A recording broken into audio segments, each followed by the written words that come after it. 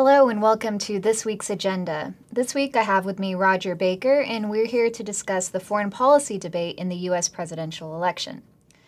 So Rodger, the conventions have wrapped up. We're in that final stretch of the presidential campaign, and the debates are up next. Now, foreign policy may not be the defining issue of this election, but it's going to crop up in the election rhetoric. So what do you think? How much authority do you think the president actually has when it comes to shaping foreign policy? I think when we look at the president certainly has more authority in many ways of shaping foreign policy than he does of shaping domestic policy. Nonetheless, he still has a lot of constraints. Whatever he may want to do, whatever he may wish to do, is still going to be held at the mercy of what's going on in the world, what the real aspects are that we see happening. Definitely. And there is a bit of nuance to this as well, right? Because we've seen during the Obama administration this tendency to engage more, to kind of allow the regional forces to organically create that balance of power of sorts. We saw this, for example, with Iran. Instead of actively intervening, we saw Syria come into play. Emerging powers like Turkey take a more active stance in countering Iran. In Russia, we've seen a bit of a softer stance as well, not driving so hard on ballistic missile defense, whereas Romney, at least in his election rhetoric, has taken a slightly different stance, calling for more active involvement. For example, on Russia, he was saying that he's going to be more inflexible and that Russia should expect more of a backbone from the U.S. in dealing with it and looking out for partners like Poland. I think, though, in part, you have to look at that as rhetoric. There may be a desire by Romney to be more assertive in foreign policy. There may be a need to speak to his constituency, that he'll be more assertive in foreign policy or more independent-minded for the United States, or a stronger focus on what the U.S. interests are versus the concept of global interests. But again, once he becomes president, or if he becomes president, he still has the same constraints on him that any other president does. He may be able to shift some of the focus as to which countries gain more attention, or where the U.S. decides to put more of its effort. But even that is not always something entirely within his control. But certainly Putin is going to be paying a lot of attention to this election. I mean, the past decade was pretty nice for Russia in terms of the distractions that the U.S. was experiencing in the Islamic world and what Russia was able to accomplish in reasserting its influence in the former Soviet periphery. But now we've seen Russia get a few curveballs thrown its way. The EU financial crisis is creating a lot of problems where Russia doesn't necessarily have the investment it was expecting for these modernization and privatization programs to maintain that competitiveness of the Russian economy. And then we've got the energy equation shifting as well. Yeah, I think that for the Russians,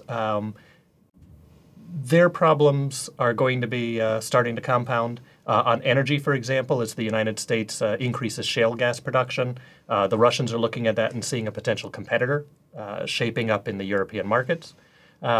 But also, if you look at Russia, if you look at China, these are countries that have had somewhat more breathing room, somewhat more freedom of operation because the U.S. has been heavily tied down in the Middle East, in South Asia. And that wasn't necessarily a presidential choice. If you think of George Bush when he came into office, his focus was on the Pacific. His focus was on China and reshaping the balance of power between the United States and China. The beginning of his term was actually shaped by the collision between the Chinese aircraft and the U.S. aircraft.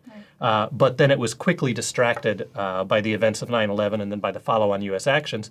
And in many ways, that's even shaped the beginning of the Obama administration. Even though his view was to focus much more on the Pacific, he remained largely constrained by focusing on South Asia and the Middle East. So then, continuing on that point, then how is China looking at this election? What is it expecting? Does it see the U.S. as too distracted, or is it dealing with enough distractions itself? The Chinese leadership is going through its own transition at this time, and that compounds their uncertainty with the United States. They've got a generational change in leadership. They have the realization that their economic system is no longer going to bide them over. Their markets in Europe have softened. Their markets around the world have weakened. And the Chinese export-driven policy is not nearly as functional. They're trying to undergo an economic shift to move investment, to move economic activity into the interior, to focus more on domestic consumption. And to do that, though, they need a lot of money. And all of that is also about balancing their population.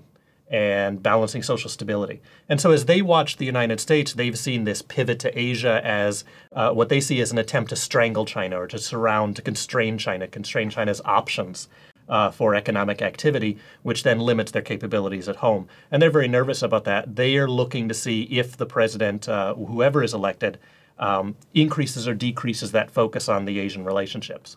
And we are hearing a lot of talk about China and the South China Sea from the two candidates as well. And so China is trying to basically create a new reality in this region, trying to reshape the politics to tell countries like Vietnam, the Philippines, that there are actually risks attached to aligning yourself closely with the United States. Certainly. China is an emerging power. It's the big power in the region now. It's naturally going to be expanding its own activities there. It doesn't want the U.S. to come rushing into the region. In some ways, think of China and its view of the South China Sea, the East China Sea, similar to the way that an emerging United States looked at the Caribbean and maybe ultimately looked in part at the Atlantic, or at least at the North Atlantic, that these are areas that were very critical for their economic growth. They were areas that were critical for what they consider to be their national security. And the Chinese view this area as theirs, and they want to keep the United States out, and the United States has close relationships with many of the countries in there. The U.S. plays up the idea of freedom of navigation, and that's not going to change whether it's Obama or whether it's Romney. The Chinese argue that freedom of navigation is not blocked in the United States, shouldn't be worried about that China can ensure freedom of navigation. And so that reality with Iran is going to be the same for either candidate as president.